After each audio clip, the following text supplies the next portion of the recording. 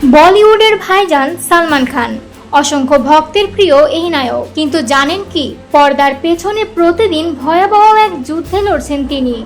সম্প্রতি দ্য কপিল শর্মা শোতে অতিথি হিসেবে হাজির হয়ে এমন এক তথ্য ফাঁস করলেন সালমান, যা শুনে হতবাক তার ভক্তরা। খোলামেলা আড্ডার মাঝেই উঠে আসে বিয়ে নিয়ে প্রসঙ্গ, কিন্তু সেই আলোচনার ফাঁকেই সালমান জানান তিনি ভুগছেন একাধিক জটিল ও বিরল রোগে, যা তাকে ঠেলে দিতে পারে মৃত্যুর মুখে। সালমান বলেন, প্রতিদিন নিজেকে স্বাভাবিক রাখার চেষ্টা করি, মনে হয় শরীরের একটা একটা হাড় যেন ভেঙে যাচ্ছে। এই যন্ত্রণার মধ্যেও আমি কাজ করে যাচ্ছি।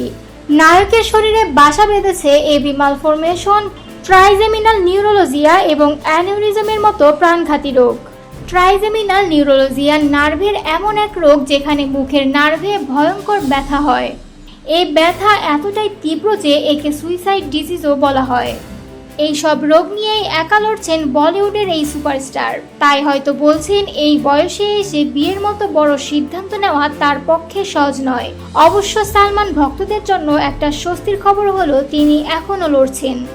আর হয়তো এই লড়াকু মনোভাবই তাকে ভাইজান বানিয়েছে কোটি ভক্তের হৃদয়ে।